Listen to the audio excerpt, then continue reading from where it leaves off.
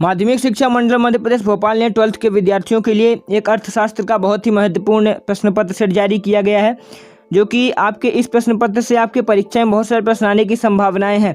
तो आप इन प्रश्न पत्र को अच्छे से तैयार करें। मैंने 3 इसके प्रश्न पत्र ऑलरेडी डाल चुके हैं, तो आप उनको भी देखिए, डिस्क्रिप्शन बॉक्स में लिंक उसकी मिल जाएगी। पिछला मॉडल सेट मैंने इसका अपलोड किया था एक पॉलिटिकल साइंस का, वो आपके एग्जाम में उससे बहुत सारे क्वेश्चन, तीनों मॉडल सेट से बहुत सारे क्वेश्चन पूछे गए थे। तो इसमें भी आपकी संभावना है कि बहुत सारे प्रश्न आएंगे, इसलिए वीडियो को पूरा देखें। चलिए हम बिना देरी किए वीडियो को स्टार्ट करते हैं। हमारा पहला क्वेश्चन है, सही विकल्प चुनकर लिखिए। आर्थिक विश्लेषण में व्यष्टि एवं समष्टि शब्दों का प्रयोग सर्वप्रथम किसने किया? तो इसका आंसर हो जाएगा रानगर फिश ने। दूसरा है कि सबसे कम मांग की लोच वाली वस्तु है, तो इसका आंसर हो जाएगा नमक। इसके बाद वस्तु विभेद विशेषता, इसका आंसर हो जाएगा पूर्ण बाजार। इसके बाद अल्पकालीन बाजार होता है, तो चौथे वाले का हो जाएगा सब्जी। भारत में राष्ट्रीय आय की गणना का कार्य करता है केंद्रीय सांख्यिकी संगठन। इसके बाद हमारा रिक्त स्थानों की पूर्ति कीजिए है दूसरा क्वेश्चन, तो हम वो देखते हैं। कार तथा पेट्रोल पूरक वस्तुएं हैं। बढ़ती हुई प्रभावपूर्ण मांग ने रोजगार के स्तर को प्राथमिक है। भुगतान संतुलन सदैव संतुलित होता है। व्यापार संतुलन में दृश्य मदों को शामिल किया जाता है। इसके बाद एक देश में कीमतों में अत्यधिक वृद्धि होने पर उसके निर्यात कम हो जाते हैं। चलिए अगला क्वेश्चन हम देखते हैं कि सत्य है। निजी वित्त में संतुलित बजट श्रेष्ठ समझा जाता है, ये बिल्कुल सत्य है। इसके बाद भारतीय कर प्रणाली में प्रत्यक्ष करों की प्रधानता है, ये असत्य है। इसके बाद तीसरा है प्रत्यक्ष आयकर अप्रत्यक्ष कर का उदाहरण है, तो ये बिल्कुल असत्य है। इसके बाद रोजगार के सिद्धांत का प्रतिपादन सर्वप्रथम मार्शल ने किया था, ये भी चौथा वाला बिल्कुल असत्य है। इसके बाद बजट में संसद में बजट वित्त मंत्री पेश करता है, तो इसका आंसर आपको बिल्कुल सत्य है। चलिए अगला अब देखते हैं हमारा अगला क्वेश्चन क्या है। अगला क्वेश्चन सही जोड़ी। इंपीरियल बैंक ऑफ इंडिया, तो इसका आंसर हो जाएगा 1921। इसके बाद अब हमारा अगला क्वेश्चन है स्टेट बैंक ऑफ इंडिया, तो इसका आंसर हो जाएगा 1955 सामने वाला। प्रादेशिक मुद्रा, तो इसका आंसर हो जाएगा संकटकालीन मुद्रा पहले वाला। चलिए चेक का इसका आंसर हो जाएगा ऐच्छिक मुद्रा आखिरी वाला। और पूरक वस्तुएं चाय एवं काफ़ी जो बचा। चलिए अब अगला क्वेश्चन, एक वाक्य में उत्तर दीजिए। दो देशों की आर्थिक स्थिति की तुलना किस निर्देशांक से की जाती है? तो इसका आंसर हो जाएगा आय निर्देशांक से। निर्देशांक किस प्रणाली की माप है? सापेक्षिक माप है। प्रभाव विचलन का विचार किसने दिया? इसका आंसर हो जाएगा कार्ल पियर्सन ने दिया। इसके बाद चौथा, बजट का एक उद्देश्य बताइए। बजट का एक उद्देश्य आर्थिक नियंत्रण है। कीन्स के रोजगार सिद्धांत की आत्मा है। कीन्स के रोजगार सिद्धांत की आत्मा प्रभावपूर्ण मांग है। चलिए अगला क्वेश्चन देखते हैं। अब यहाँ से हमारा लघुत्तरी प्रश्न स्टार्ट होता है। मांग के किन्हीं दो नियम, मांग के नियम लिखिए, उनकी विशेषता लिखिए। देखिए मांग का नियम ये कहता है कि जिस वस्तु की हम जितनी कीमत बढ़ाएंगे तो मांग उतनी कम हो जाएगी, जिस वस्तु की कीमत घटाएंगे तो मांग उतनी ज़्यादा बढ़ती जाएगी। पूर्ति एवं स्टॉक में अंतर लिखिए। तो पूर्ति एवं स्टॉक में पूर्ति के लिए एक निश्चित कीमत एवं निश्चित समय बताना आवश्यक होता है, और स्टॉक के लिए कीमत बताना आवश्यक नहीं है। पूर्ति एक संकुचित धारणा है और स्टॉक एक विस्तृत शब्द है। चलिए अगला देखते हैं कि मार्शल के अनुसार राष्ट्रीय आय की परिभाषा लिखिए। मार्शल के अनुसार राष्ट्रीय आय की परिभाषा ये है कि कृषि श्रम व पूंजी उस देश के प्राकृतिक साधनों के सहयोग से प्रतिवर्ष जो भौतिक एवं अभौतिक वस्तुओं एवं सेवाओं का उत्पादन करते हैं, उनका योग उस देश की वास्तविक विशुद्ध या राष्ट्रीय लाभांश है। चलिए अगला क्वेश्चन, खुली अर्थव्यवस्था किसे कहते हैं? जब किसी भी देश के अन्य देशों से आर्थिक संबंध स्थापित हो जाता है तो उसे खुली अर्थव्यवस्था कहा जाता है।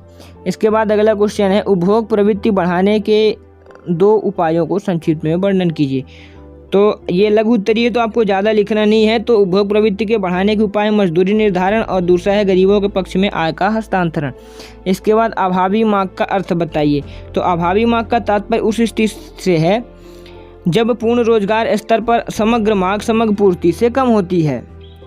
चलिए अगला क्वेश्चन, प्रादिष्ट मुद्रा किसे कहते हैं? तो प्रादिष्ट मुद्रा का आंसर हो जाएगा प्रादिष्ट पत्र मुद्रा प्रायः संकटकालीन स्थिति में ही निर्गमित की जाती है, इसलिए इसे संकटकालीन मुद्रा भी कहते हैं। इसका दूसरा नाम संकटकालीन मुद्रा है। चलिए अगला क्वेश्चन हम देखते हैं। क्वेश्चन नंबर अब हमारा 10 है, ऋणात्मक सहसंबंध को समझाइए।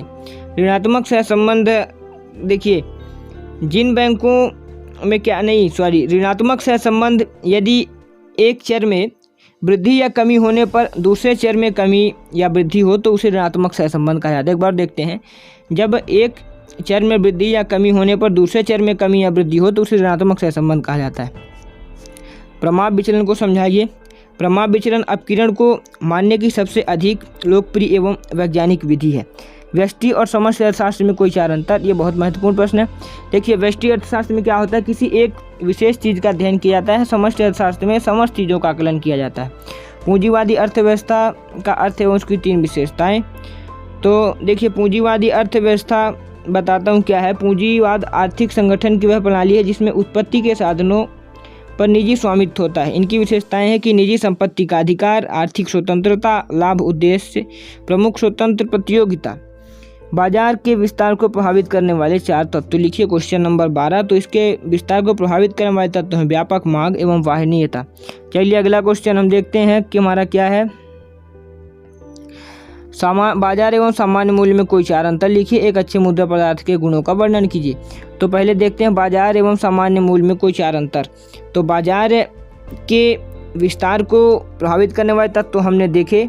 अब देखते हैं कि बाजार एवं सामान्य मूल्य क्या है। तो बाजार मूल्य अति अल्पकालीन मूल्य होता है और सामान्य मूल्य दीर्घकालीन मूल्य होता है।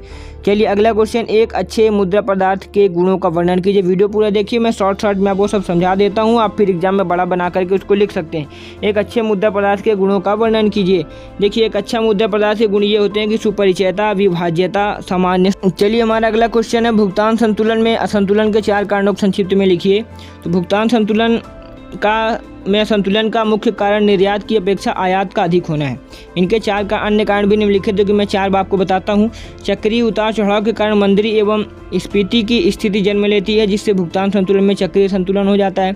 आय एवं कीमत का प्रभाव होता है। अत्यधिक जनसंख्या के कारण वस्तुओं की मांग अधिक व निर्यात कम हो जाता है, फलस्वरूप भुगतान संतुलन प्रतिकूल हो पाता है। चलिए प्रदर्शन प्रभाव और अंतर्राष्ट्रीय ऋण, ये चार इसके प्रमुख कारण हैं। इसके बाद अंतर्राष्ट्रीय व्यापार के लाभों को चार प्रमुख बिंदुओं में स्पष्ट कीजिए। तो इसके लाभ को चार प्रमुख बिंदुएं हैं कि उत्पादन तकनीक में सुधार, एकाधिकार का प्रतिबंध, सम विभाजन एवं विशिष्टीकरण, इसके बाद प्राकृतिक संसाधनों का पूर्ण दोहन। अब प्रत्यक्ष एवं अप्रत्यक्ष करों को लिखिए। देखिए प्रत्यक्ष कर वो होता है जो कि हम डायरेक्ट सरकार को देते हैं, और अप्रत्यक्ष कर वो होता है जो कि हमारे ऊपर नहीं लगाया जाता डायरेक्ट। हम ये अप्रत्यक्ष कर लगाया जाता है जो कि किसी भी उत्पाद की उत्पत्ति करता है उनके ऊपर लगाया जाता है, और वो उस कर को सरकार को देता है, और उसी कर को सामान की कीमत में ऐड करके वो हमसे लेता है, तो उसको कहा जाता है प्रत्यक्ष कर। सार्वजनिक एवं निजी वित्त में कोई चार अंतर लिखिए। सार्वजनिक वित्त में क्या है कि सरकार अधिकतम सामाजिक लाभ के उद्देश्य से व्यय करती है, और निजी वित्त में क्या है कि व्यक्ति का उद्देश्य अपनी आय को व्यय करके अधिकतम लाभ प्राप्त करना है। निर्देशांक के निर्माण में कौन कौन सावधानियां रखना आवश्यक है। इसमें सावधानियां बहुत सारी रखनी आवश्यक है। मैं कुछ आपको बताता हूं कि निर्देशांक का पहला उद्देश्य होना चाहिए, मदों का चुनाव होना चाहिए, आधार वर्ष का चुनाव होना चाहिए, एवं माध्य का चुनाव, भार निर्धारण का ढंग होना चाहिए। इसके बाद अगला क्वेश्चन निर्देशांक का हो गया ये हमारा। माध्य विचलन की परिभाषा एवं इसके तीन गुण लिखिए। तो माध्य विचलन एक वितरण के पदों की माध्य अथवा माध्यिका से विचलनों के चिन्हों की उपेक्षा करके ज्ञात विचलन की औसत मात्रा है। के बाद अपकिरण की परिभाषा, अपकिरण निर्देश, ये क्वेश्चन बहुत इंपॉर्टेंट है। अपकिरण निर्देशांक, ये सब क्वेश्चन, स्टॉक पूर्ति मांग, ये सब बहुत महत्वपूर्ण क्वेश्चन है। चलिए अपकिरण की परिभाषा हम देखते हैं कि अपकिरण क्या है।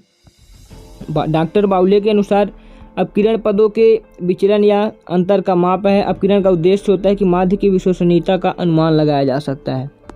इसके बाद क्वेश्चन नंबर हमारा 18 आ जाता है मांग। ये मांग को प्रभावित करने वाले किन्हीं 5 तत्व जो कि हम पिछले वीडियो में देख चुके थे। आप उस वीडियो की लिंक डिस्क्रिप्शन बॉक्स में है, उसको देखिए। चलिए अगला क्वेश्चन अब हम देखते हैं। लागत वक्र का आकार यू क्यों होता है, ये भी हमने पिछले वीडियो में देखा था। राष्ट्रीय आय का महत्व 5 बिंदुओं में लिखिए। ये क्वेश्चन इंपॉर्टेंट है, मैं इसको बताता हूँ आपको। राष्ट्रीय आय का महत्व के 5 बिंदु देखिए। जीवन स्तर का सूचक होता है, आर्थिक विकास का मापक होता है, तुलनात्मक अध्ययन में सहायक होता है, आर्थिक कल्याण का मापक होता है, आर्थिक नीति के निर्माण में सहायक होती है। इसके बाद अगला क्वेश्चन, भारत में राष्ट्रीय आय से धीमी गति के वृद्धि के 5 कारण लिखिए। तो ये क्वेश्चन बहुत इंपॉर्टेंट है। इसके कारण है कि कृषि पर निर्भरता, जनसंख्या में वृद्धि, तकनीकी पिछड़ापन, पूंजी की कमी, अकुशल प्रशासन, अपर्याप्त औद्योगिक विकास। गुणक की परिभाषा लिखिए एवं गुणक के रिसाव कौन कौन से हैं। तो गुणक विनियोग की प्रारंभिक वृद्धि तथा आय की कुल अंतिम वृद्धि के बीच आनुपातिक संबंध को बताता है। पूर्ण रोजगार की परिभाषा देखिए। पूर्ण रोजगार का तात्पर्य है कि जिस राष्ट्र में कोई भी व्यक्ति काम करना चाहता है तो उसको बराबर काम मिले, ये है पूर्ण रोजगार से तात्पर्य। चलिए अगला है कि बजट को परिभाषित करते हुए इसकी 4 विशेषताएं लिखिए। तो ये क्वेश्चन हमने पिछले वीडियो में देख चुका है, तो इस क्वेश्चन को बार बार नहीं देखेंगे। इस क्वेश्चन को आप पिछले वीडियो, अगर आपको नहीं पता तो पिछला वीडियो देखिए, डिस्क्रिप्शन बॉक्स में लिंक है, आपको मिल जाएगी। बजट के 5 प्रमुख उद्देश्य लिखिए। बजट के 5 प्रमुख उद्देश्य हैं कि हिसाब देय का उद्देश्य आर्थिक नियंत्रण, राजकोषीय उपकरण, आर्थिक स्थिरता, प्रशासकीय कुशलता, योजनाओं से संबंधित।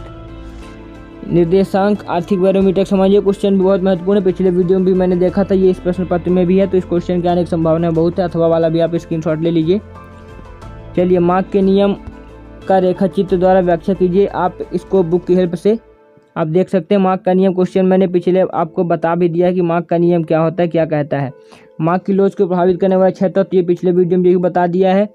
और निम्न आंकड़ों की सहायता से प्रभाव विचलन ज्ञात कीजिए। इनका भी आप स्क्रीनशॉट ले लीजिए, बुक की हेल्प से आप इसको देख लीजिएगा। चलिए ये वीडियो यहाँ पर ख़त्म होता है। और आप ऐसे दोस्तों को ये वीडियो शेयर करें जो कि 12th का एग्जाम देना चाहते हैं और आपके अच्छे दोस्त हैं, जिससे आप भी अच्छे मार्क्स उनको लाने में मदद करें। धन्यवाद।